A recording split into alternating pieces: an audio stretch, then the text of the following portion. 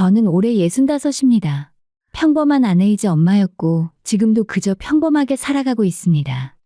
남편을 일찍 여의고 나서 저는 작은 김밥집 하나로 두 자식을 키워냈습니다.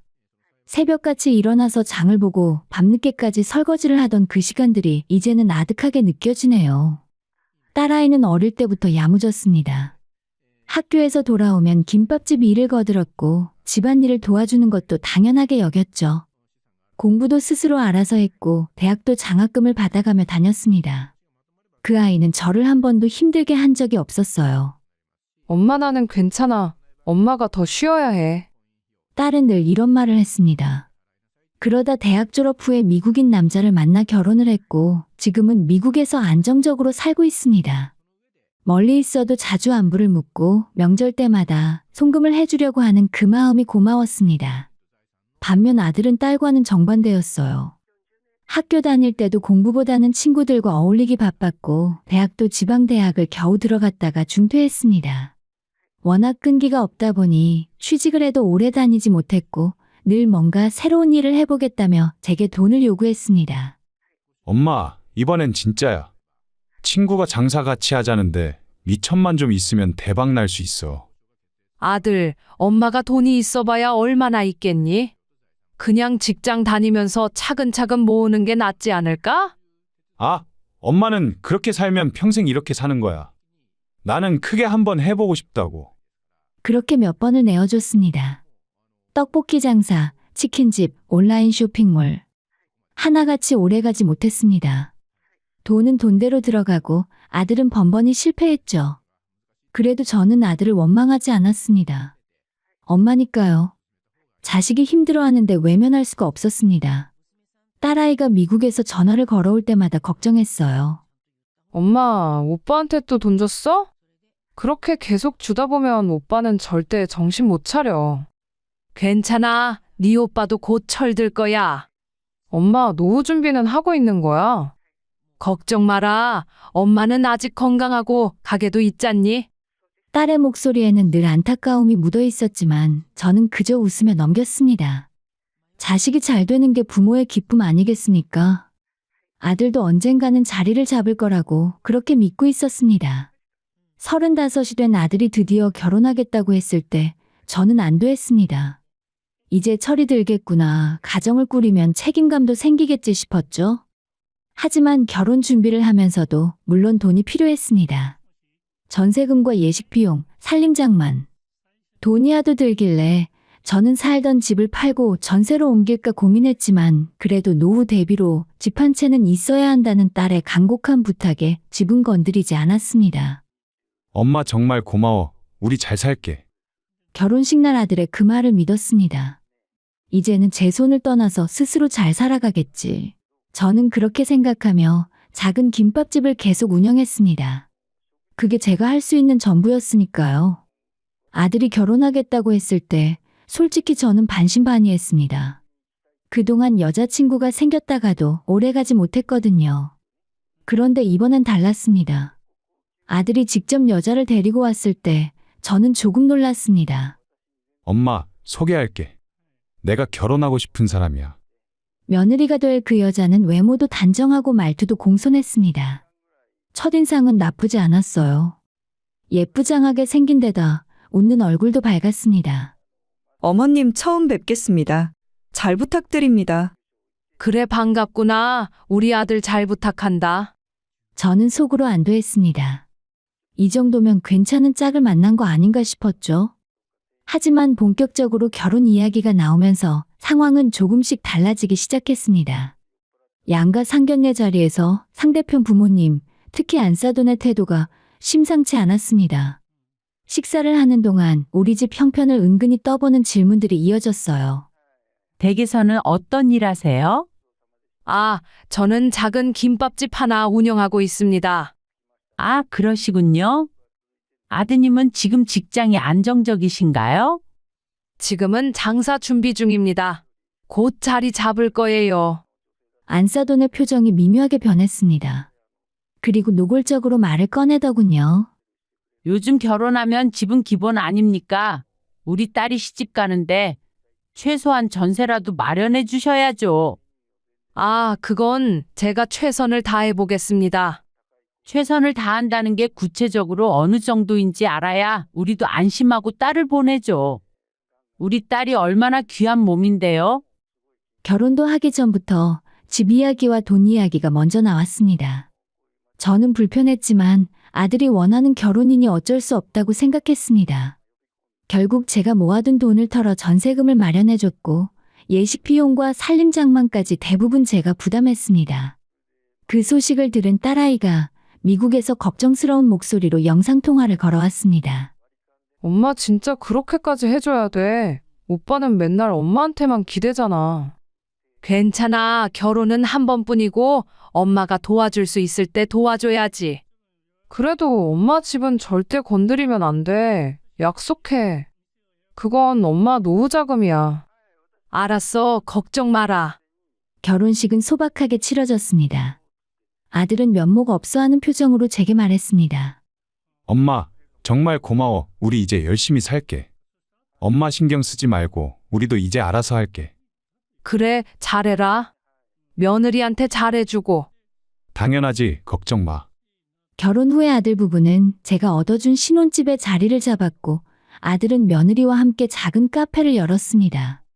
또 장사를 시작한다는 말에 걱정이 됐지만 이번엔 며느리가 함께 한다니 조금은 다르지 않을까 기대했어요. 처음 몇 달은 연락이 자주 왔습니다. 아들이 가끔 자기 가게 음식을 가져다 주기도 하고 명절에는 며느리와 함께 찾아오기도 했죠. 저는 며느리에게 특별히 뭘 바라지 않았습니다. 그저 우리 아들 곁에서 잘 살아주기만 하면 그걸로 충분했습니다. 힘들면 언제든 말해. 내가 도와줄 수 있는 건 도와줄게. 감사합니다, 어머님. 저희 잘 살게요. 며느리는 늘 그렇게 공손하게 대답했습니다. 저는 그 말을 믿었어요. 하지만 시간이 지나면서 조금씩 달라지기 시작했습니다. 연락이 뜸해졌고 만나자고 해도 바쁘다는 핑계가 많아졌습니다. 손주 소식도 없었어요. 결혼한 지 2년이 지났는데 아이 계획은 없는지 궁금했지만 감히 물어보지 못했습니다. 요즘 젊은 사람들은 그런 걸 간섭하는 걸 싫어한다고 들었거든요. 가끔 외식 자리를 만들어서 아들 부부를 불렀습니다. 요즘 장사는 잘 되니? 그럭저럭. 손님이 좀 늘었어. 며느리는 힘들지 않고. 며느리는 밝게 웃으며 대답했습니다. 괜찮아요. 저 체력 좋아요. 그렇게 말은 했지만 왠지 모르게 거리감이 느껴졌습니다. 예전처럼 편하게 이야기를 나누는 분위기가 아니었어요. 밥을 먹고 헤어질 때도 아들은 급하게 일어서곤 했습니다. 엄마, 우리 먼저 갈게. 가게 문 다시 열어야 돼. 그래, 조심히 가라. 뒷모습을 보며 저는 왠지 모를 외로움을 느꼈습니다. 자식이 결혼하면 이렇게 멀어지는 건가? 이게 당연한 건가? 그런 생각이 들었어요. 그때부터였습니다. 저는 슬슬 제 노후를 진지하게 고민하기 시작했어요. 김밥집도 나이가 들수록 힘들어졌고 혼자 사는 집도 너무 컸습니다. 실버타운 팸플릿을 몇 개 받아놓고 들여다보곤 했어요. 이제 내 인생을 살아야 할 때가 온 걸까? 그렇게 생각하며 조용히 하루하루를 보내고 있었습니다. 아들이 제 곁을 떠났다는 서운함보다는 이제 짐을 내려놓아도 되겠다는 안도감이 더 컸습니다. 하지만 그건 제가 아직 진실을 모르고 있었기 때문이었습니다. 그렇게 조용히 지내던 어느 날 갑자기 아들에게서 전화가 왔습니다. 엄마, 오늘 저녁에 시간 돼? 우리 집으로 한번 와줄 수 있어? 그래, 무슨 일인데? 아니, 그냥 얼굴 보고 싶어서. 같이 저녁이나 먹자. 목소리가 평소와 달리 무거웠습니다. 뭔가 심상치 않다는 느낌이 들었지만 저는 반찬 몇 가지를 싸들고 아들 집으로 향했습니다. 문을 열고 들어서자 아들과 며느리가 거실 소파에 나란히 앉아 있었습니다. 분위기가 묘하게 가라앉아 있었어요. 어머님 오셨어요? 며느리가 일어나서 저를 맞았지만 표정이 어두웠습니다. 아들도 마찬가지였죠. 왜들 이래? 무슨 일 있니? 식사를 하는 내내 아들 부부는 말이 없었습니다. 저는 불안한 마음에 먼저 물었습니다. 도대체 무슨 일인데 그러니? 엄마한테 말 못할 거라도 있어? 아들이 한숨을 깊게 내쉬더니 입을 열었습니다. 엄마, 사실은 가게가 잘 안 돼. 가게가 안 된다니? 무슨 소리야? 카페 운영이 생각보다 너무 힘들어. 임대료도 비싸고 요즘 경기도 안 좋고. 솔직히 말하면 빚이 좀 생겼어. 머리를 한 대 맞은 것 같았습니다. 빚이 얼마나 되는데? 이것저것 해서 한 8천만 원 정도. 뭐? 저는 그 자리에서 얼어붙었습니다.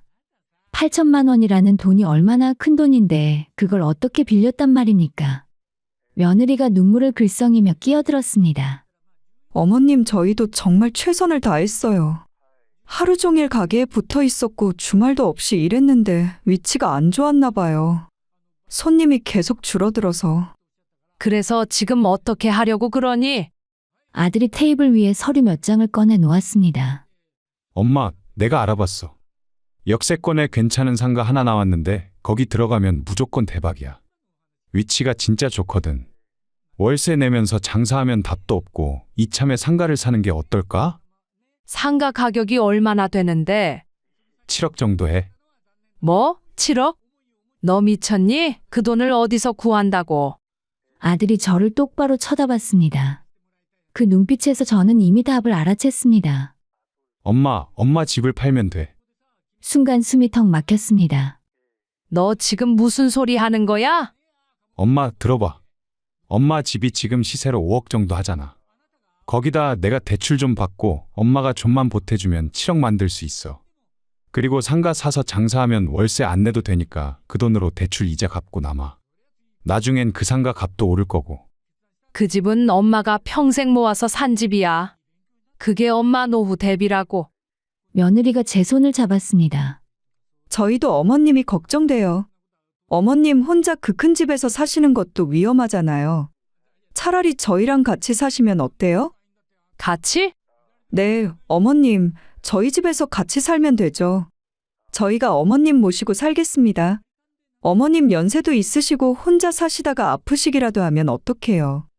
저희가 곁에 있으면 훨씬 안심이잖아요. 아들도 거들었습니다. 그래 엄마, 우리 같이 살자. 엄마 모시고 살면서 효도할게. 가게도 같이 하면서 가족처럼 지내는 거야. 그게 더 좋지 않아? 저는 혼란스러웠습니다. 한편으로는 아들이 위기에 처했는데 외면할 수 없었고 다른 한편으로는 딸아이가 그렇게 신신당부했던 집을 팔아야 한다는 게 마음에 걸렸습니다. 엄마 제발 부탁이야. 이번만 도와줘. 진짜 마지막이야. 며느리도 눈물을 흘리며 말했습니다. 어머님, 저도 시집 와서 정말 열심히 살았어요. 근데 이렇게 되니까 너무 억울해요. 이제 어머님만 믿고 있어요. 제발 도와주세요. 그날 밤 저는 아들 집에서 나와 한참을 걸었습니다. 머릿속이 복잡했어요. 집을 판다는 건 제 마지막 안전망을 포기하는 거나 마찬가지였습니다. 하지만 아들이 빚에 허덕이는 걸 보고만 있을 수도 없었죠. 며칠을 고민했습니다. 딸아이에게는 차마 이야기할 수 없었어요. 분명 격렬하게 반대할 테니까요. 결국 저는 아들에게 전화를 걸었습니다. 아들, 엄마가 집을 팔게. 엄마 정말 고맙습니다. 대신 조건이 있어.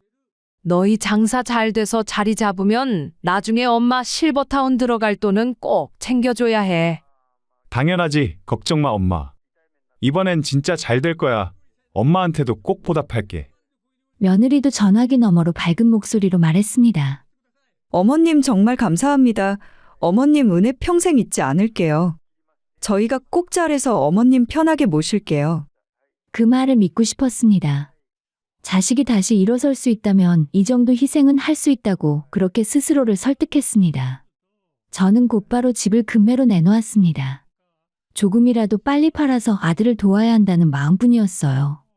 부동산에서는 조금만 기다리면 더 좋은 가격을 받을 수 있다고 했지만 저는 서둘렀습니다. 이게 부모 역할 아니겠나. 자식이 어려울 때 돕는 게.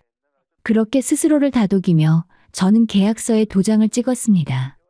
그때까지만 해도 제가 얼마나 큰 실수를 하고 있는지 전혀 몰랐습니다. 집 계약이 진행되는 동안 저는 며느리에게 반찬을 만들어 전해주기로 했습니다. 아들 부부가 바쁘게 가게 일을 하고 있을 테니 제가 할 수 있는 건 이런 것밖에 없었거든요. 전화를 걸었지만 며느리는 받지 않았습니다. 내가 반찬 좀 가져다 줄까? 문자를 보냈더니 한참 뒤에야 답장이 왔어요. 오늘은 괜찮아요. 저희는 밖에서 먹기로 했어요. 그래도 저는 이미 반찬을 다 준비해 놓은 상태였습니다. 그냥 가게 앞에 두고 오면 되겠다 싶어서 보낸 가방에 반찬통을 담아 아들 부부의 카페로 향했습니다. 카페 근처에 도착했을 때 저는 문득 카페 유리창 너머로 익숙한 얼굴을 발견했습니다. 며느리였습니다. 아들은 보이지 않고 며느리는 친구들로 보이는 여자 2명과 함께 웃으며 수다를 떨고 있었어요. 밖에서 먹는다더니 여기 있네. 저는 반찬을 전해주려고 카페 안으로 들어가려다가 문득 며느리의 표정을 보고 멈칫했습니다. 그 얼굴에는 제가 한 번도 본 적 없는 표정이 있었어요. 차갑고 계산적이고 뭔가 음흉한 느낌마저 드는 표정이었습니다. 저는 본능적으로 안으로 들어가지 않고 카페 유리창 옆 구석에 몸을 숨겼습니다. 그리고 귀를 기울였죠. 며느리의 목소리가 또렷하게 들려왔습니다. 아, 진짜 힘들었어. 눈물 연기하는 거 있지? 그거 진짜 힘들더라고. 친구 하나가 웃으며 물었습니다. 그래서 너희 시어머니가 집 팔기로 했어? 드디어 오케이 떨어졌어. 5억짜리 집인데 그거 팔면 우리는 완전 대박이지. 헐, 대박. 근데 진짜 같이 산다며? 시어머니랑? 며느리가 비웃듯 웃었습니다. 에이, 무슨 소리야. 누가 시어머니랑 같이 살아? 그냥 집 팔게 하려고 한 소리지. 그럼 집 팔고 나서는 일단 돈 받고 적당히 시간 끌다가 요양원 알아봐 드린다고 하면 되지 뭐. 우리가 모시겠다고 했지 언제까지 모신다고는 안 했잖아. 순간 제 심장이 쿵하고 내려앉는 느낌이었습니다. 다른 친구가 걱정스러운 목소리로 말했습니다. 그래도 그건 좀 너무한 거 아니야? 뭐가 너무해? 솔직히 말해서 시어머니 혼자 있어봤자 쓸쓸하게 사는 거잖아. 요양원이 오히려 나을 수도 있어. 거기 가면 또래들이랑 어울릴 수도 있고. 그렇긴 한데 그래도 사람이. 며느리가 짜증 섞인 목소리로 말을 잘랐습니다. 아, 너희들은 몰라. 시집살이가 얼마나 힘든데. 나도 내 인생 살아야지. 늙은이 모시고 살면서 내 청춘 다 바치라고? 그건 아니지. 그럼 남편은 뭐래? 엄마 모시겠다고 한 거 아니야? 우리 남편? 에이, 그 사람도 마찬가지야. 돈만 받으면 그만이지. 어차피 진짜로 엄마 모실 생각은 없던데 나보다 더 부담스러워 하더라고. 헐, 너네 진짜 대단하다. 며느리가 커피를 홀짝이며 말했습니다. 뭐 어쨌든 이번에 상가 사면 우리 인생 역전이야. 위치 좋은데 상가 하나 있으면 편하게 살 수 있거든. 시어머니한테는 미안하지만 어쩔 수 없지 뭐. 그래도 나중에 들키면 어떡하려고? 들킬 게 뭐 있어? 우리가 최선을 다했는데 여건이 안 돼서 요양원 알아본 거라고 하면 되지. 법적으로 문제될 것도 없어. 어차피 집은 시어머니가 알아서 판 거고 우리는 그냥 도움받은 거니까. 그 순간 제 손에서 보낸 가방이 떨어질 뻔했습니다. 저는 가슴을 부여잡고 그 자리에서 벗어났습니다. 다리에 힘이 풀려 비틀거렸고 눈앞이 핑 도는 것 같았어요. 집으로 돌아오는 길, 저는 제대로 걷지도 못했습니다. 머릿속이 하얘졌어요. 며느리의 그 목소리가 계속 귓가에 맴돌았습니다. 요양원 보낼 거야. 돈만 받으면 그만이지. 어차피 진짜로 모실 생각 없어. 집에 들어와서 그대로 주저앉았습니다. 눈물이 주르륵 흘러내렸어요. 분노보다는 배신감이, 배신감보다는 허탈함이 더 컸습니다. 아들도 알고 있었다는 거야. 우리 아들도. 며느리 혼자만의 생각이 아니라 아들도 함께 저를 속였다는 말. 그게 더 충격이었습니다. 저는 며칠을 알아누웠습니다. 아들이 걱정된다며 전화를 여러 번 걸어왔지만 받지 않았어요. 며느리도 문자를 보냈습니다. 어머님 괜찮으세요? 집 파는 건 계약이 잘 진행되고 있어요? 그 문자를 보는 순간 속이 뒤집어질 것 같았습니다. 밤새 잠을 이루지 못하고 천장만 바라봤습니다. 평생을 자식 위해 살았는데 그 자식이 저를 이렇게 이용하려 했다니. 제가 뭘 잘못했을까요?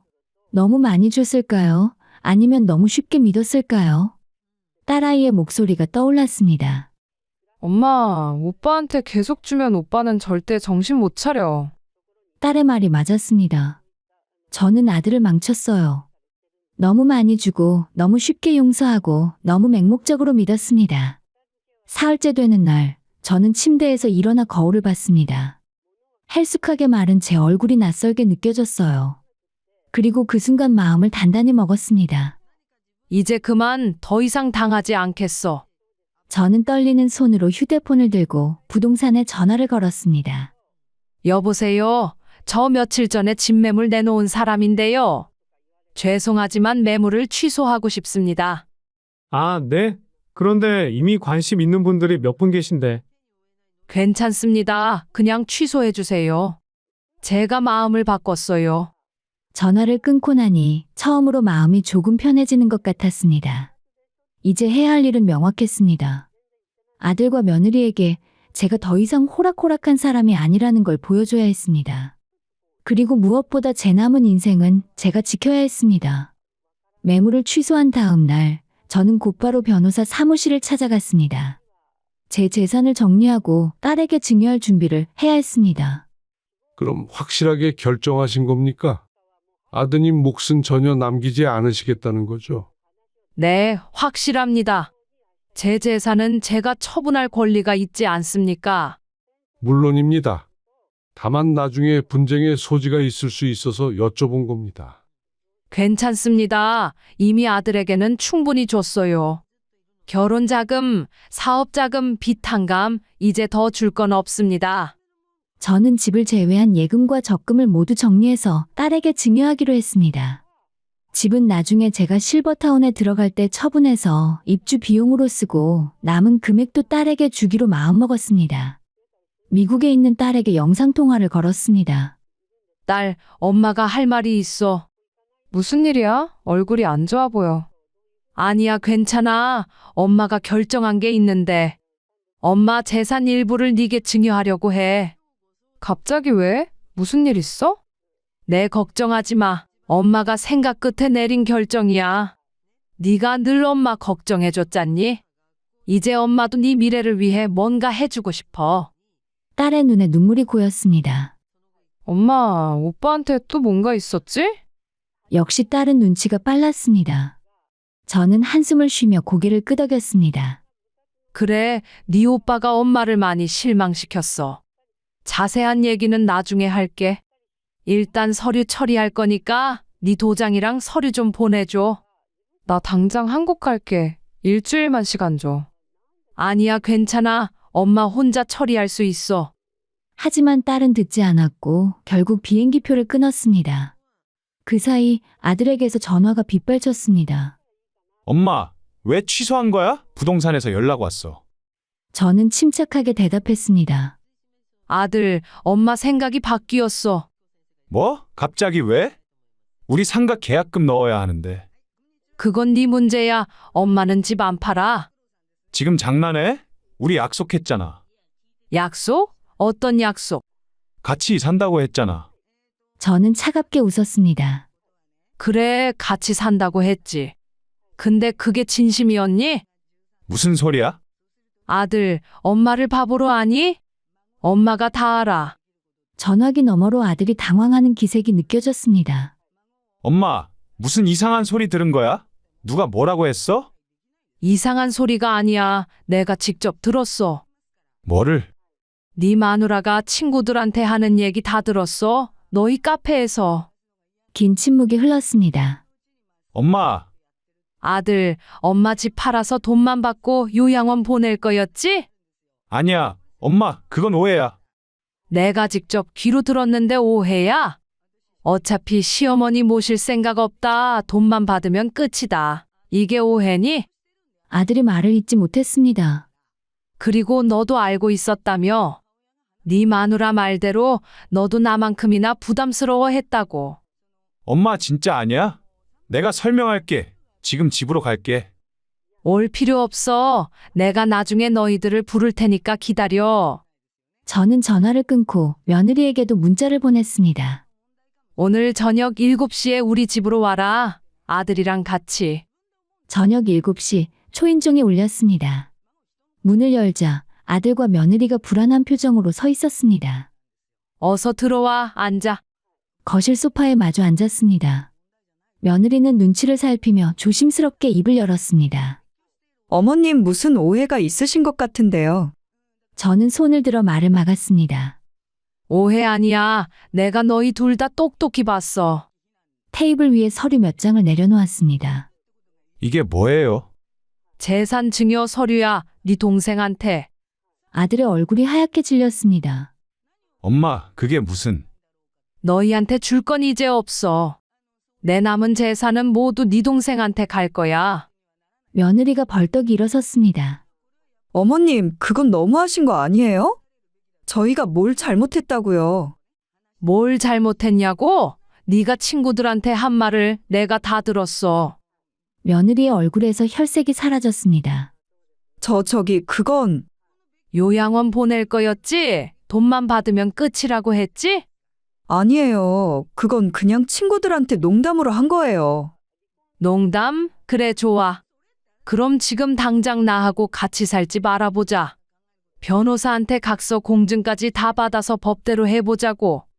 며느리가 말문이 막혔습니다. 못하겠지? 처음부터 그럴 생각 없었으니까.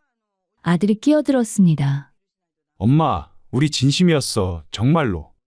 너도 입 다물어. 방금 네 마누라 말 들었잖아. 너도 마찬가지로 부담스러워했다며. 아니, 그건... 아들, 엄마가 이제 깨달았어. 내가 너를 망쳤구나. 그동안 너무 많이 줬고 너무 쉽게 용서했어. 그래서 네가 이렇게 됐어. 엄마, 저는 천천히 일어섰습니다. 오늘부로 나는 너희 엄마 아니야. 재산 상속도 없고 용돈도 없고 도움도 없어. 너희는 이제 알아서 살아. 혹시라도 소송할 생각은 하지도 마. 지금까지 너한테 들어간 돈 다 받아낼 테니까. 며느리가 눈물을 흘리며 무릎을 꿇었습니다. 어머님, 제발요. 제가 잘못했어요. 다시는 안 그럴게요. 늦었어. 너희가 날 배신했어. 그것도 내 집까지 팔게 만들려고 했잖아. 어머님, 정말 죄송합니다. 한 번만 용서해 주세요. 아들도 덩달아 무릎을 꿇었습니다.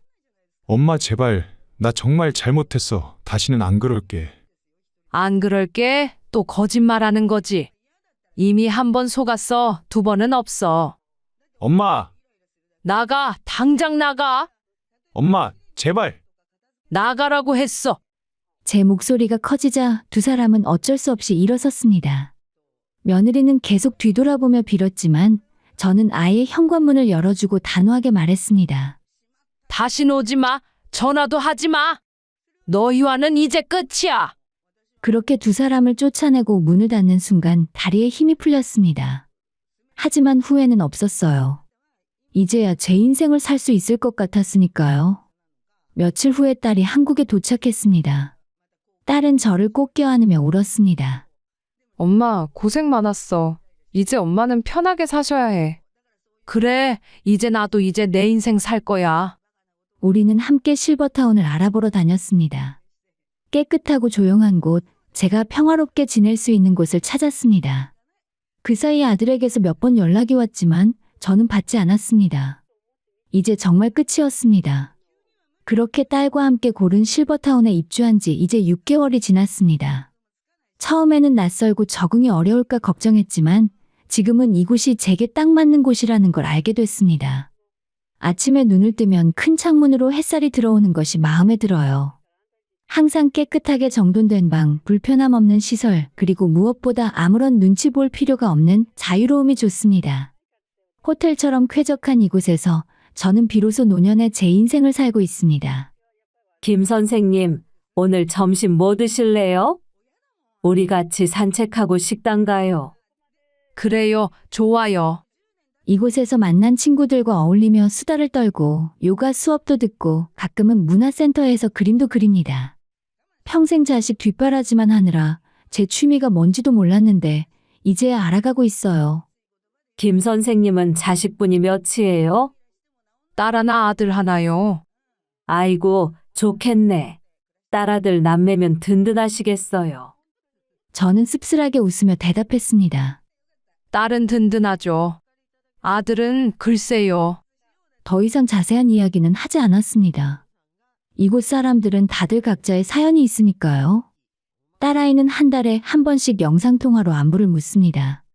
가끔 한국에 올 때면 꼭 들러서 맛있는 것도 사다 주고 필요한 게 없는지 물어봅니다. 엄마 불편한 거 없어? 없어. 여기 너무 좋아. 걱정 마. 오빠는 연락 안 와? 가끔 와. 근데 내가 안 받아. 잘했어, 엄마. 마음 약해지면 안 돼. 아들은 처음 한 달 동안 거의 매일 전화를 걸어왔습니다. 문자도 수없이 보냈죠. 처음에는 사과하고 용서를 구하더니 나중에는 화를 내고 결국에는 협박 비슷한 말까지 했습니다. 엄마, 이건 법적으로 문제 있는 거 알아? 자식한테 상속 안 하면 나중에 소송 걸 수도 있어.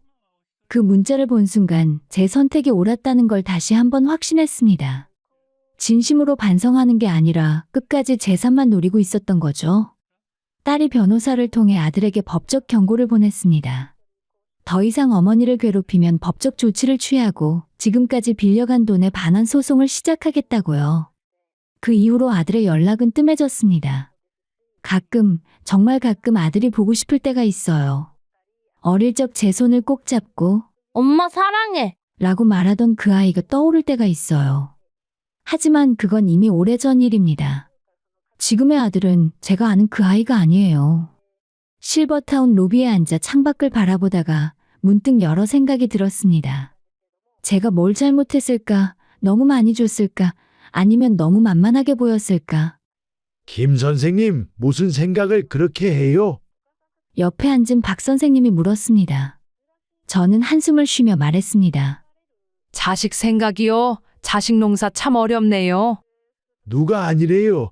나도 아들한테 한 번 크게 당했어요. 그래서 가진 재산 거의 다 뺏기고 집 하나 있는 거 팔아서 여기 왔죠. 그러세요? 평생 모은 돈 아들 사업 자금으로 다 줬는데 망하더니 잠적했어요. 연락도 안 와요. 그래서 깨달았죠.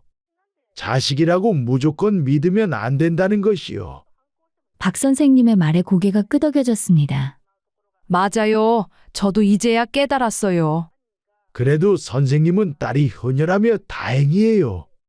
저는 아들 하나뿐이라 더 외롭죠. 저는 박 선생님의 손을 잡았습니다. 그래도 우리 이렇게 친구 있잖아요. 서로 의지하면 되죠. 그렇죠. 친구가 자식보다 낫더라고요. 며칠 후에 실버타운에서 주최하는 간담회에 참석했습니다. 여러 입주민들이 모여 각자의 이야기를 나누는 자리였어요. 한 할머니가 눈물을 흘리며 말했습니다. 저는 아들 셋을 키웠는데 아무도 저를 찾지 않아요. 재산 다 나눠주고 나니까 연락도 안 와요. 다른 할아버지가 분노에 찬 목소리로 말했습니다. 나도 마찬가지야. 땅 팔아서 다 나눠줬더니 이젠 용돈도 안 줘. 자식 새끼들이 아니라 원수야. 저는 조용히 손을 들었습니다. 제 이야기를 좀 해도 될까요? 사람들이 저를 바라봤습니다. 저는 천천히 입을 열었습니다. 저도 여러분과 비슷한 경험을 했습니다. 아들에게 평생을 헌신했고 모든 걸 주려고 했어요. 심지어 제 집까지 팔아서 주려고 했죠. 하지만 저는 운이 좋았어요. 아들과 며느리가 저를 이용하려는 걸 미리 알게 됐거든요. 그래서 막을 수 있었죠.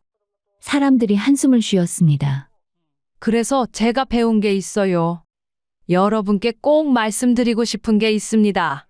저는 또박또박 말했습니다. 첫째, 재산은 절대 전부 공개하지 마세요. 자식이라도 전부 알 필요는 없어요. 둘째, 살아있을 때 당당하게 사세요. 자식 눈치 보지 말고 내 돈으로 내가 행복해야 해요. 셋째, 재산은 다 쓰고 죽는 게 현명합니다. 자식에게 물려줘봤자 감사할 줄도 모르고 더 달라고만 해요. 한 할머니가 물었습니다. 그래도 자식인데 너무 야박한 거 아니에요? 저는 고개를 저었습니다. 야박한 게 아니에요. 자기 방어예요. 자식이 부모를 진심으로 사랑한다면 부모 재산이 얼마든 상관없어야 해요. 부모가 행복하게 사는 게 우선이죠. 사람들이 박수를 쳤습니다. 실버타운 창가에 앉아서 일몰을 바라봅니다. 노을이 참 곱습니다. 예전에는 이런 풍경을 볼 여유도 없었어요. 가게 문 닫고 설거지하고 아들 걱정하느라 바빴으니까요. 이제는 다릅니다. 제 시간이 있고 제 공간이 있고 제 삶이 있습니다. 자식 농사에는 실패했을지 몰라도 제 인생은 실패하지 않았습니다. 휴대폰으로 딸에게서 문자가 왔습니다. 엄마, 나 다음 주에 한국 들어갈게요. 저는 미소를 지으며 답장을 보냅니다. 그래, 기다릴게. 저는 이 이야기를 듣는 모든 분들께 말씀드리고 싶습니다. 부모라고 해서 모든 걸 희생할 필요는 없습니다. 자식이 효도할 마음이 있다면 부모가 가진 게 많든 적든 상관없어야 합니다. 부모의 재산을 노리는 자식은 진짜 자식이 아닙니다. 재산은 자식에게 주는 것이 아니라 부모 자신을 위해 쓰는 것입니다. 당당하게 사세요. 눈치 보지 마세요. 저는 지금 비로소 제 인생을 살고 있고 후회하지 않습니다.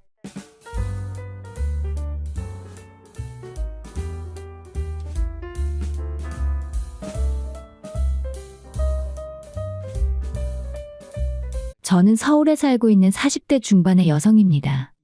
제 인생이 남들보다 특별하게 잘 나가길 원했던 건 아니에요. 그저 평범한 삶, 소소한 행복이면 충분하다 생각하며 결혼을 하게 되었습니다. 하지만 제 결혼 생활은 그 평범이라는 단어조차 허락되지 않더라고요. 정말이지 지옥이 따로 없었습니다. 결혼 생활 중에 제가 시댁에 가면 늘 신경이 잔뜩 곤두섰어요. 다혈질인 시어머니와 개념 없이 구는 시누이. 하지만 그 중에서 제일 큰 문제는 남편이었습니다. 만약 남편만이라도 그런 상황에서 제 편이 되어 주었다면 제가 이 결혼 생활을 참고 억지로 이어나갔을지도 모를 일이었어요. 하지만 남편은 그 두 사람보다 더하면 더했지 결코 도움이 되지 못했습니다. 제가 어렵게 마련한 집을 자기 여동생에게 통째로 넘기려 하질 않나, 몰래 시댁으로 들어갈 계획을 세우질 않나, 심지어 그 와중에 외도까지 저질렀어요. 그러니 저는 제가 지금껏 걸어온 인생이 너무도 아까워서 절대로 이 사람을 용서할 수 없었습니다. 결국 남편은 순간의 실수라며 만났던 상간녀 때문에 빈털터리가 되었고 그로 인해 지금은 인생이 완전히 무너져 내렸어요. 그런 전 남편의 최후를 보며 저는 깨달았습니다. 굳이 직접 복수하려 애쓰지 않아도 인생이 알아서 무너지는 사람이 있다는 걸요. 망하라고 기도하지 않아도 스스로 무너지는 삶이 있다는 것을요. 이제 제 지난 이야기를 풀어보려 합니다. 제가 결혼한 사람은 여동생이 하나 있는 남자였어요. 그 여동생은 나이 차이가 제법 나서 그런지 철이 없었지만 겉으로 보기엔 귀엽고 예쁜 아이였어요. 남편과 연애한 지 2년쯤 되었을 때 그 사람의 집안 형편을 어렴풋이 알게 되었습니다. 하지만 저희 집도 그다지 넉넉한 형편은 아니었기에 애초에 그런 건 크게 신경 쓰지 않았죠. 얼마 후에 막상 결혼 얘기가 나오자 그 집은 제 생각보다 훨씬 더 여유가 없다는 걸 알게 됐습니다. 그래서 결국 우리는 양가 부모님들의 지원 없이 결혼하기로 했죠. 그냥 도움받지 말고 우리 가진 걸로 시작해보자. 미안해. 우리 집안에 좀 여유가 있었으면 신혼집도 해오는 건데. 요즘 그런 게 어딨어. 다들 형편대로 시작하는 거지. 솔직히 저는 남편이 집을 해오길 바란 적은 없었습니다. 한 사람이 모든 걸 부담하는 것보다는 함께 준비하는 게 더 낫다고 생각했어요. 요즘 웬만한 집값이 얼마나 비싼데 그걸 남편 한 사람에게만 부담하라고 할 순 없잖아요. 그렇게 조금은 부족한 점도 있었지만 우리는 열심히 결혼 준비를 했고 얼마 후 부부가 되었습니다. 처음 시작은 16평짜리 재건축이 예정되어 있던 낡은 아파트였어요. 게다가 전세도 아닌 월세였지만 신혼의 설렘으로 가득 찬 보금자리였습니다. 하지만 집주인의 사정으로 계약 기간이 끝나기도 전에 이사를 해야 했고 급하게 알아본 빌라로 또다시 이사를 가게 되었죠. 하지만 그 당시에 전세 사기 뉴스도 많았고 집주인이랑 연락도 잘 안 되는 바람에 남편도 저도 너무 불안해지더라고요. 이대로는 도저히 마음 놓고 살 수 없겠다 싶어 계약 기간이 끝나기도 전에 부동산에 다시 집을 내놓았고 그렇게 짧은 시간에 또 이사를 하게 되었죠. 결혼을 하자마자 자리가 잡히기도 전에 몇 번의 이사를 반복하며 깨달았습니다. 집이 없는 서러움이라는 게 이런 거구나 하고요. 다행히 금전적인 손해가 크진 않았지만 그건 체력적으로 정신적으로 힘든 일이었어요. 애초에 혼수로 비싼 가구를 들이지도 않았는데 자꾸 여기저기 옮기다 보니 하나 둘씩 망가졌고요. 그럼에도 우리는 비교적 긍정적으로 살았습니다. 저는 정리의 달인이 되었고 쓸모없는 물건을 버리는 법도 배웠습니다. 여보, 이것도 버리자. 그건 그냥 두지. 아깝잖아. 이거 우리 충동구매로 사놓고 지금까지 한 번도 안 썼잖아. 솔직히 집에 있는지도 몰랐지? 그렇긴 하네. 좁은 집에서는 짐도 함께 살아야 하기에 쓸모없는 물건은 과감히 버리는 게 답이었습니다. 그럼에도 우리는 여전히 신혼이라 생각하며 살았어요. 집도 없고 가진 것도 없지만 직장이 있고 둘 다 아픈 곳 없이 건강하고 서로 의지할 수 있는 사람이 있으니 그걸로 충분하다 여겼지요. 하지만 단 하나, 시댁과의 관계만큼은 제가 어쩔 수 없었습니다. 처음엔 제가 부족해서 제 성격이 모난 곳이 있어서 시어머니와 가까워지지 못했다고 여겼어요. 하지만 결혼 후에 본 시어머니는 제가 알던 분이 아니었습니다. 순간에 화를 참지 못하고 쌍욕까지 하며 감정을 쏟아내는 분이었죠. 문제는 그분이 화가 나는 일이 있으면 그 감정을 전부 저에게 쏟아낸다는 겁니다. 말도 안 되는 일로 화를 내고 심지어는 본인 아들에게는 말 한마디 못하면서 저에겐 막말을 서슴지 않았어요. 야, 너는 뭐 대단한 일 한다고 우리 아들한테 집안일을 시켜? 어머님, 저희 맞벌이 하잖아요. 저도 일하고 지금 막 들어왔는데요. 거짓말 마라. 대체 우리 아들을 어떻게 구워 삶았길래 네 편을 들게 만드냐? 글로 다 옮겨 적지는 못하지만 그 당시 어머님께 듣는 욕은 태어나서 처음 듣는 욕이었습니다. 그런 일이 있을 때마다 남편은 저한테 미안하다 사과하고 어머니를 말리려 했었지만 그런 말과 행동이 반복되면서 저는 점점 지쳐갔어요. 어머님은 결코 변하지 않았고 저는 그로 인한 스트레스를 고스란히 받으며 살았습니다. 그나마 다행이었던 건 남편이 어머님의 그런 불같은 성격을 잘 알고 있었던 점이었어요. 그는 늘 저에게 미안해했고 중간에서 조율하려 했었죠. 하지만 시간이 지나며 그 사람이 할 수 있는 한계도 드러났습니다. 어머님이 울면서 자기가 억울하다고 전화를 하면 결국엔 저보다 어머님의 편을 들었습니다. 그리고 저는 이런 상황 속에 점점 무뎌졌습니다. 상처받고 눈물 흘리던 내성적인 제가 이제는 할 말은 하고 사는 사람이 되어버렸어요. 남편, 시어머니, 그리고 시누이까지. 저를 힘들게 했던 그 모든 사람들이 결국은 각자의 무게에 짓눌려 무너졌습니다. 저는 이제 더 이상 그들을 원망하지 않아요. 지금 이 글을 읽고 있는 누군가가 비슷한 아픔을 겪고 있다면 말해주고 싶습니다. 인생은 언젠가 반드시 균형을 맞추게 되니 너무 억울해하지 말라고요. 저희는 월세에서 시작해 전세로 또 다른 전세로 그렇게 이사를 여러 번 다녔습니다. 그 당시에는 강남 한강뷰처럼 근사한 집은 아니더라도 집주인 눈치 볼 필요 없이 마음 편히 살 수 있는 우리 집을 마련하는 게 가장 큰 꿈이었어요. 그래서 악착같이 돈을 모으며 살았습니다. 그러던 어느 날 남편이 지방 근무를 가게 되었다는 소식을 들었어요. 회사에서는 대충 3년 정도 예상하래. 3년 금방이지 뭐. 그래도 자기랑 떨어져 지낼 줄은 몰랐어.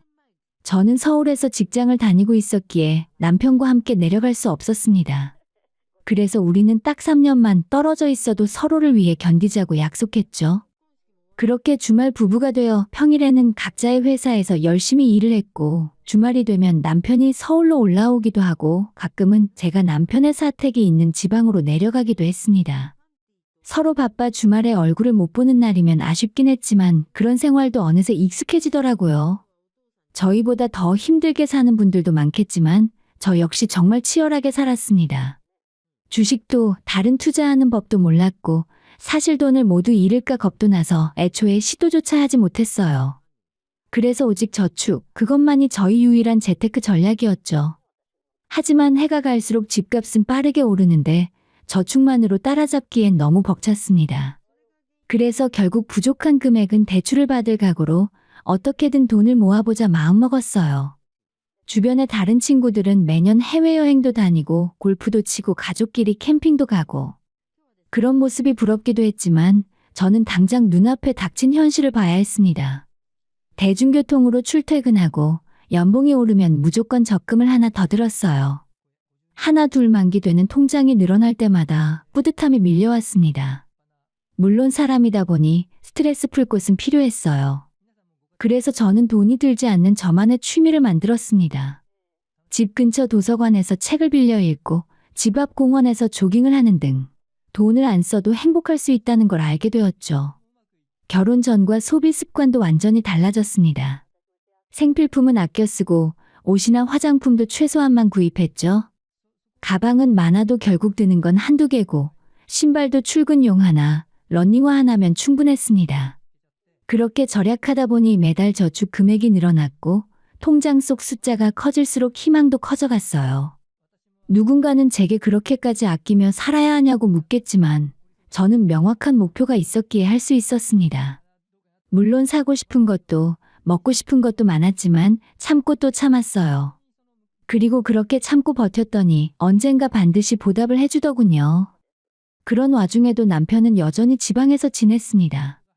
처음엔 3년이면 된다고 했지만 어느 순간 1년만 더 또 2, 3년만 더 그렇게 연장이 계속되었습니다. 답답했지만 그럴수록 남편의 호봉이 빠르게 오르고 회사에서도 고생하는 걸 알아주었기 때문에 대우는 점점 좋아졌어요.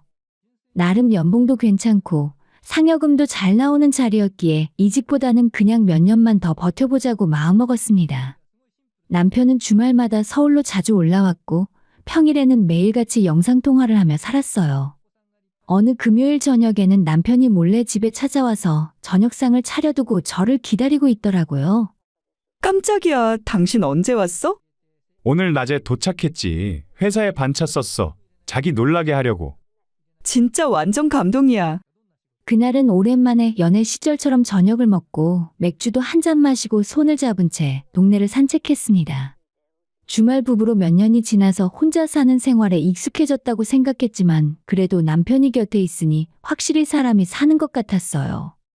그렇게 좋은 날도 있었지만 남편이 다시 지방으로 내려간 후에 저는 다시 혼자의 생활로 돌아왔습니다. 그래도 다행히 남편이 없는 동안 시어머니가 집에 찾아오는 일은 없었어요. 명절만 되면 어쩔 수 없이 시댁에 가야 했지만요. 그때마다 어머님은 아들이 혼자 살며 고생한다고 눈물을 흘리셨고 신우는 곁에서 얄미운 소리를 덧붙였습니다. 가만 보면 언니는 무슨 복이 있어서 우리 오빠 같은 착한 사람을 만나서 이렇게 편하게 살까? 오빠는 월급 꼬박꼬박 주고 언니는 혼자서 하고 싶은 거 다 하고 살잖아요. 여전히 뻔뻔한 소리였지만 결혼 생활하는 동안 하도 들었기 때문에 아무렇지도 않았습니다. 그 사람들이 아무리 음해하려 해도 남편은 늘 제 편이었고 저는 제 인생에 집중하고 있었으니까요. 그리고 마침내 결혼하고 8년 동안 악착같이 돈을 모은 끝에 드디어 우리 집을 마련하게 되었습니다. 아주 좋은 집은 아니었지만 대출 없이 저희 힘으로 마련한 집이라는 사실만으로도 너무나 행복했어요. 집을 계약하던 날 남편도 지방에서 올라왔습니다. 33평의 아파트였고 방이 3개, 욕실이 2개, 그리고 넓은 거실과 주방까지 있었죠. 와, 이게 꿈이야, 생시야? 나도 아직 안 믿겨. 우리 이제 더 이상 이사 걱정 안 해도 돼. 남편은 고마웠는지 오는 길에 장모님께 전화를 드렸다고 했습니다. 장모님께 감사하다고 했어. 이번 집 마련할 때 도움 없이 하고 싶었는데 결국은 또 도움받았네. 사실 집을 전부 저희가 모은 돈으로 산 건 아니었고 부족한 금액은 대출을 받는 대신 결국 친정에서 채워주셨습니다. 결혼할 때 아무 도움도 못 줬다며 이번만큼은 도와주고 싶다고 말이죠. 그 말이 제게는 얼마나 뭉클하던지요. 이 집에 살고 있는 지금 이 순간조차 저는 믿기지 않습니다. 돌이켜보면 험난한 여정이었지만 그래도 버텨내길 참 잘했다 싶어요. 모든 것이 힘겨웠던 날들 속에서도 내 집 마련이라는 하나의 꿈을 바라보며 걸어왔습니다. 그리고 얼마 후에 또다시 들려온 기쁜 소식은 남편이 드디어 서울로 돌아오게 되었어요. 아직 1년 더 남은 거 아니야? 나도 내년까지는 있어야 할 줄 알았는데 생각보다 빨리 올라올 수 있을 것 같아. 진짜 잘 됐다. 이번 가을이면 진짜 얼마 안 남았네. 이제 우리 진짜 잘 살아보자. 당신이 혼자 고생한 만큼 앞으로는 내가 더 잘할게. 남편은 그날 저녁 기차를 타고 다시 지방으로 내려갔고 저는 본격적으로 이사 준비를 시작했습니다. 이사 업체에서 대부분 처리해 주겠지만 짐 정리는 제 몫이었죠. 망가진 가구는 다 버리고 이번엔 내 집에 들어가는 만큼 오래 쓸 수 있는 좋은 가구로 새로 장만할 생각이었습니다. 시간이 날 때마다 가구점도 다니고 가전제품도 하나씩 둘러봤어요. 처음 결혼을 준비하던 그때처럼 마음이 설레고 기분이 좋았습니다. 이사 당일 남편은 없었지만 좋은 이사업체를 만나서 짐은 순조롭게 옮겨졌어요. 좁은 집에서 넓은 집으로 이사를 오니 짐도 더 깔끔하게 정리됐고 청소는 좀 힘들어도 넓은 공간이 마냥 좋았습니다. 그런데 며칠 뒤 받기 싫은 한 통의 전화가 걸려왔어요. 바로 신우이였습니다. 언니, 새 집으로 이사 잘했어요? 뭐 그럭저럭요. 근데 언니, 그 집 관리비는 한 달에 얼마나 나와요? 뜬금없는 질문에 어리둥절하고 있는데 신우는 참 어이없는 말을 툭 내뱉었습니다. 언니, 아직 이야기 못 들었구나? 그 집 말이에요. 오빠가 우리 신혼집으로 쓰라고 준다 했어요. 너무 잘 됐죠? 뭐라고요? 제 집을요? 오빠가 엄마 모시고 살기로 했고 어차피 언니는 혼자 살고 있잖아요. 그래서 그 넓은 집이 필요 없다 하더라고요.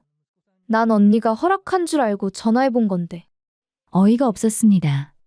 남편이 제게 한마디 상의도 없이 이 집을 결혼하는 동생 부부에게 준다고 했다는 말이었죠. 그건 제겐 충격을 넘어 분노 그 자체였습니다. 그 당시 신우는 상견례를 앞두고 있던 상황이었고 결혼 준비를 조금씩 시작하고 있었는데 어차피 그쪽도 신혼집을 구해 들어갈 여유가 안 되니 대출을 받는 대신 저희 집을 쓰자는 아이디어를 냈던 것이었어요. 그리고 남편은 그 어이없는 제안에 동의를 하고 고개를 끄덕였다는 거였습니다. 저는 신우의 전화를 끊고 곧장 남편에게 전화를 걸었지만 받지 않았어요. 이건 전화 통화로 이야기하고 끝낼 일이 아니란 생각이 들어 바로 차를 끌고 남편이 머무는 지방 사택으로 향했습니다. 한밤중에 사택 문을 열고 들어갔지만 거기에 남편은 없었어요. 그의 방 안과 그의 책상 어딜 봐도 흔적이 없었죠. 그런데 방 안에서 들려오는 벨소리. 남편이 핸드폰을 두고 나갔더라고요. 그 폰을 확인하는 순간 저는 심장이 내려앉는 느낌을 받았습니다. 어떤 여자와 다정히 볼을 맞대고 찍은 사진이 휴대폰 메인 화면에 올라와 있더라고요. 그걸 보자마자 바로 감이 왔습니다. 이 사람 여기에 다른 여자가 있구나? 지금 내가 따지러 온 문제는 집 때문이었는데 남편은 그보다 더 큰 배신을 저지르고 있었어요. 핸드폰을 계속 뒤져보니 제 예상이 맞았습니다. 다정하게 연락을 주고받으며 이미 깊은 사이로 발전해 있더군요. 시작한 지는 얼마 안 됐다고 해도 그건 중요하지 않았습니다. 바로 저에 대한 배신이 문제였어요. 그때 사택의 문이 열렸습니다. 현관에서 나는 소리에 나가보니 남편과 그 여자가 함께 들어오는 모습을 보게 되었어요. 여보, 당신이 여긴 웬일이야? 두 사람이 아주 다정하게 들어오네. 여기서 살림이라도 차린 거야? 아니야, 여보. 그게 아니고 얘는 그냥 회사 직원이야. 같이 이 지방 근무하는 처지에 같이 저녁이나 먹고 그런 거야. 누가 물어봤어? 그리고 너는 어디가? 내가 두 사람 사이를 방해하는 것 같아서 나가는 거야? 됐어. 어차피 나는 바로 갈 테니까 둘이 하던 거 계속해. 제가 차키를 들고 나가자 남편은 따라오지 못했고 상간녀는 제 뒤를 따라와 말했습니다. 잠깐 저랑 얘기 좀 하시죠. 난 그쪽이랑 할 말 없어. 너네 둘 다 내가 절대 가만 안 둘 거야. 가만 안 두면 뭘 어쩔 건데요? 정말 그 자리에서 상간녀 머리채라도 잡고 싶었지만 꾹 참았습니다. 서울로 돌아오는 길 무슨 정신으로 운전했는지도 모르겠더라고요. 새벽 3시가 넘은 시간에 집에 도착했고 현관 앞에 앉아 주저앉았을 때야 겨우 현실이 실감났습니다. 그리고 1시간 정도 지나자 남편이 집으로 따라왔더라고요. 저를 보자마자 무릎을 꿇었습니다. 내가 잘못했어. 정말 잘못했어. 용서해줘. 용서? 내가 너 몰래 서울에서 다른 남자랑 그러고 살았다고 생각해봐. 너는 용서할 수 있었을 것 같아? 정말 미안해. 어차피 걔랑은 얼마 안 됐어. 안 걸렸더라도 조만간 정리하려고 했다니까. 이제 서울 올라가게 되니까 금방 끝내려고 했어. 그걸 지금 말이라고 해. 그럴 거면 애초에 시작을 하지 말았어야지. 손이 너무 떨려서 손바닥으로 남편의 뺨조차 때릴 수 없었지만 눈에 들어온 식탁 위에 플라스틱 쟁반을 들어서 남편의 머리를 때려버렸습니다. 툭! 쟁반이 반으로 쪼개졌고 남편은 제게 맞고도 계속 미안하다는 말만 반복했어요. 그럼 우리 집 얘기는 뭐야? 당신 동생한테 준다고? 나한테 상의 한마디도 없이? 이게 제정신이야? 그건 그냥 내가 알아서 처리하려고 했어. 엄마랑 네 사이가 어떤지 아니까 내가 중간에서 잘하면 괜찮을 줄 알았어. 네가 중간에서 잘한다고? 내가 네 와이프잖아. 내가 어떤 사람인지 모르면서 이 집을 지난 8년간의 내 고생을 그렇게 쉽게 넘겨? 남편은 말끝을 흐렸고 저는 단호하게 말했습니다. 됐어. 나 이번 일은 절대 용서 못해. 바로 이혼이야. 내가 단호히 말하자 남편은 조용히 고개를 끄덕였습니다. 알았어. 네가 원하는 게 그거면 그렇게 하자. 도장 찍을게. 그런데 부탁이 하나만 있어. 적어도 우리 회사엔 제발 소문나지 않게 해줘. 그리고 우리 집에도 아무 말 말아줘. 응? 제발. 그 와중에도 자기 체면 걱정을 하던 남편은 제 앞에서 무릎을 꿇고 빌고 또 빌었습니다. 자기 엄마와 여동생에게는 부끄러운 사람이 되고 싶지 않다며 애원하듯 말했죠. 그리고 해가 뜰 때까지 그 자세로 무릎을 꿇고 있었습니다. 그 모습을 보고도 저는 아무 감정이 생기지 않더라고요. 그동안 행복을 꿈꾸며 힘들어도 참아왔던 결혼 생활이 이 한순간에 무너지는 걸 지켜보는 마음은 참담했고 제 자신이 너무 불쌍했습니다. 겨우 정신을 추스르고 출근 준비를 하기 위해 거실에 나가니 남편은 여전히 고개를 떨군 채 졸고 있더라고요. 그런 남편을 뒤로하고 아무 말도 없이 세수하고 준비를 하는데 남편이 뒤따라오며 말했습니다. 잘못했어. 내가 정말 잘못했다니까. 하지만 아무리 남편이 애원해도 저는 이미 지쳐버렸습니다. 남편의 말에도 아무런 대꾸도 없이 집을 나섰고 회사에서도 일에 집중할 수 없었어요. 눈은 밤새 울어 퉁퉁 부었고 옆자리 동기가 그런 제 상태를 눈치채고 걱정해줬습니다. 쉬는 시간을 이용해 그 친구는 조용히 제 말을 들어줬고 저는 처음으로 남편의 외도와 집 문제, 그간 있었던 모든 일을 털어놓았어요. 와, 네 남편 그렇게 안 봤는데 어쩜 그럴 수가 있어? 그러니까 나도 아직 충격에서 못 벗어났어. 하지만 그때도 저는 이혼을 고민만 하고 있었던 건 아닙니다. 이미 마음은 떠난 상태였으니까요. 단지 조용히 도장 찍고 끝내기엔 너무 억울했을 뿐입니다.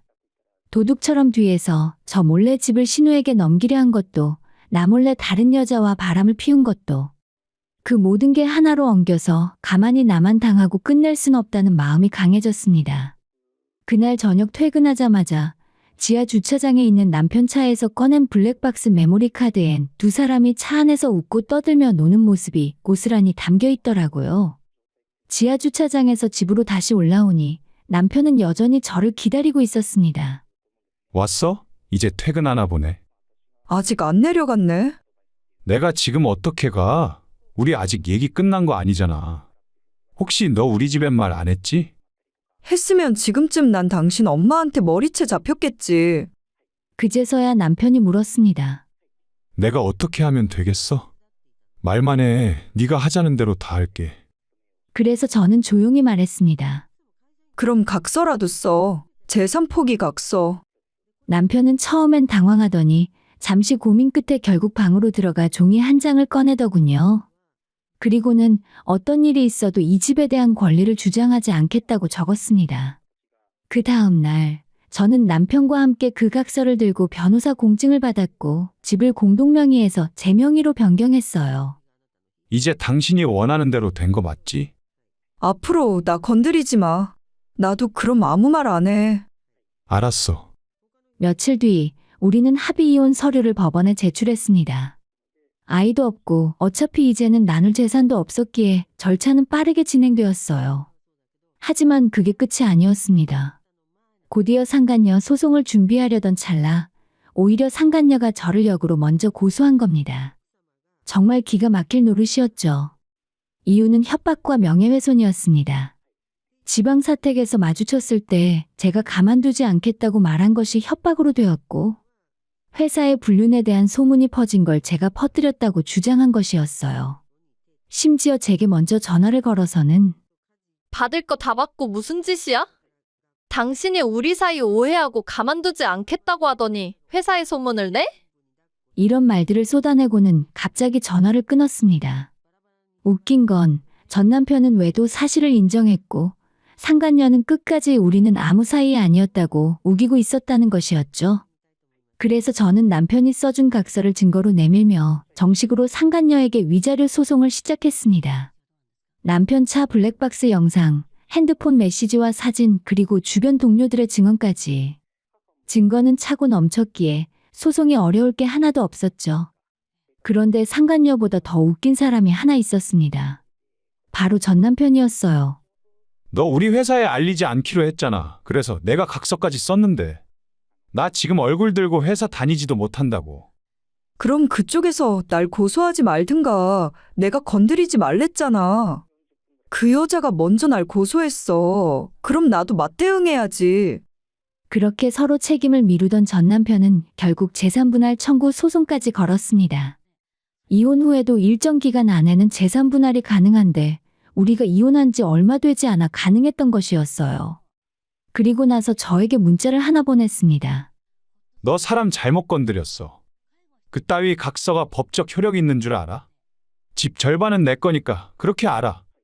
문자를 보는 순간 화가 나기보단 피식 웃음이 났습니다. 어째 하는 짓이 상간녀와 똑같아 보였어요. 둘이 어쩜 그렇게도 닮았을까? 저 사람들이 바로 천생연분이 아닐까 싶더라고요. 물론 일반적인 재산 포기 각서는 법적 효력이 없을 수 있지만 우리의 경우는 달랐습니다. 분명 이혼을 전제로 한 정식 합의문이었고 이혼 전문 변호사 앞에서 합의 이혼을 할 것이라 밝힌 채 공증을 받았어요.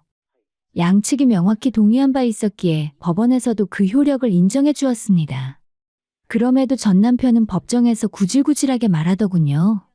그 당시에는 제가 협박과 폭행 때문에 강제로 그 각서를 쓸 수밖에 없었습니다. 그래서 그 각서는 무효입니다. 전부 무효라고요. 전 남편은 법정에서 그렇게 외쳤지만 법원은 그의 주장을 받아들이지 않았습니다. 그 어떤 근거도 설득력도 없었으니까요. 결국 법원은 그 각서를 자유의사에 의해 작성된 것으로 인정했고 재산분할 청구는 기각되었습니다. 그렇게 저는 그가 욕심냈던 집도 소중한 저희 공간도 지켜낼 수 있었어요. 그리고 예정대로 상간녀 소송도 계속 진행했습니다. 상간녀는 뻔뻔하게 그땐 이미 헤어진 사이였다고 주장했지만 헤어졌든 아니든 가정을 파탄낸 책임은 피할 수 없었어요.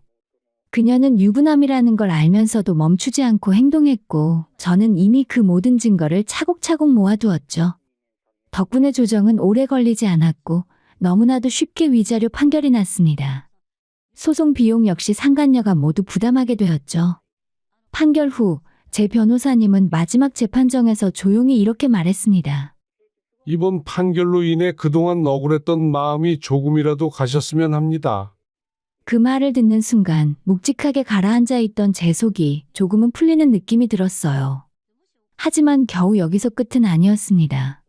저는 전 남편에게도 위자료 청구를 따로 했어요. 그 사람은 화를 내며 말했죠. 야, 너무한 거 아니냐? 재산도 전부 너가 다 가져갔는데 이젠 위자료까지 줘야 돼? 그러게, 그럼 딴 여자 만나기 전에 나랑 먼저 끝냈어야지. 네가 바람을 피웠다는 건 나라는 사람의 영혼을 갉아먹은 일이야.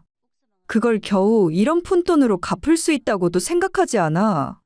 하지만 그게 네가 져야 할 책임이니까 달게 받아. 그에게는 그 여자가 남았겠죠. 그리고 저에겐 혼자라는 자유와 평화가 남았습니다. 당연한 말이지만 소송은 모두 제가 이겼어요. 집도 지킬 수 있었고 두 사람에게 위자료도 받았습니다. 하지만 아무리 시간이 지나도 마음속 깊은 상처는 쉽게 아물지 않았어요. 그래도 저는 무너지지 않기 위해 하루하루를 다시 세우듯 살아갔습니다. 회사는 조용했고 몇몇 동료들은 제 상황을 알고 배려해 주더라고요. 요즘 이혼이 무슨 흠이야. 김대리 잘못한 거 하나도 없잖아. 잘했어. 속 시원하다. 그 말에 참 많은 위로를 받았습니다. 소송으로 몇 달을 보낸 어느 날 예상치 못한 전화가 걸려왔습니다. 신우였어요. 뭐예요? 내가 오랜만에 전화했는데 왜 그렇게 받아요? 그러니까 대체 무슨 일이신데요? 전 시댁은 아직 저희 부부가 이혼한 사실을 모르고 있었던 것 같았습니다. 신우는 당황하며 말했어요. 오빠가 술 취해서 우리 집 앞에서 자고 있길래 깜짝 놀랐어요. 그럼 그쪽 오빠한테 물어보세요. 제가 그걸 어떻게 알아요? 그렇게 이야기하고 전화를 끊었지만 다음은 시어머니였습니다. 예전과 똑같이 전화를 받자마자 소리부터 질렀어요. 야, 너희들 이혼했니? 네, 그걸 이제야 아셨어요?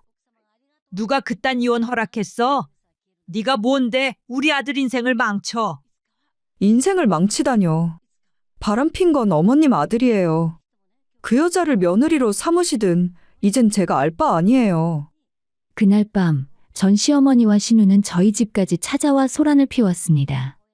돈 한 푼 안 주고 쫓아냈다며 신혼집이 어쩌니 그 집은 원래 자기네 거라느니. 이야기를 들어보면 다 거짓이고 억지를 부렸어요. 이렇게 좋은 집에 혼자 살면서 우리 아들 망하게 하니 좋냐? 그러게요. 그럼 그 아드님이 그런 짓은 안 하셨어야죠. 시어머니는 끝내 현관 앞바닥에 드러누워 고함을 질렀고 신우는 결혼해도 살 집이 없다며 울먹였습니다.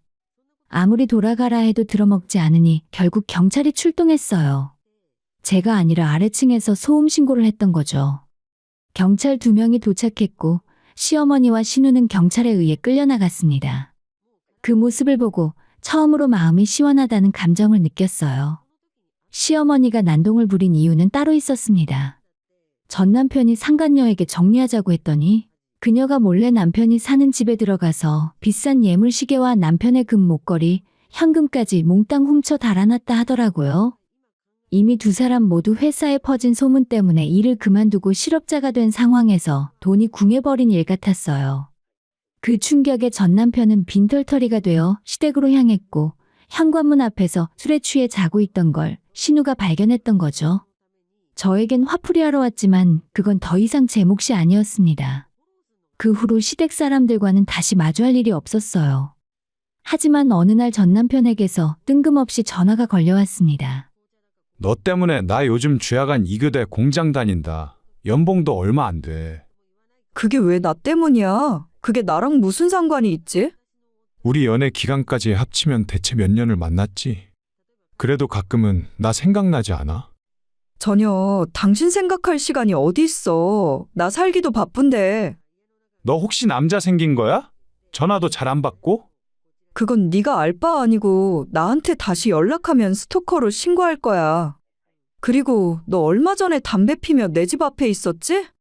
또 내 눈에 띄면 그때는 바로 경찰서야. 매몰찬 제 말에 전 남편은 말없이 전화를 끊었습니다. 이제는 자신도 똑똑히 알았겠죠. 제가 더는 그에게 관대하지 않다는 것을. 지금 저는 혼자서 잘 살아가고 있습니다. 이혼이라는 단어가 처음엔 실패처럼 느껴져 괴로웠지만 그건 제 의지로 끝난 결혼이 아니었기에 더욱 슬펐어요.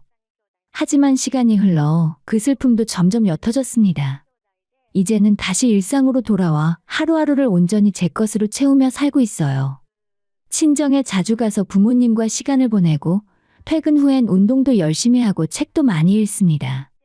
체력이 정말 중요하더라고요. 무슨 일이 일어날지 모르는 인생에서 내 몸 하나 잘 챙기는 게 결국 살아남는 길이라는 걸 알게 됐습니다. 언젠간 다시 사랑을 할 수도 있겠죠. 다시 누군가와 인연이 닿을지도 모릅니다. 하지만 지금 저는 다른 사람보다 저 자신과의 관계에 집중하고 싶어요. 나를 지키고 나를 믿고 나답게 사는 것. 그것만이 앞으로의 제 인생을 후회 없이 만드는 길이라 믿습니다.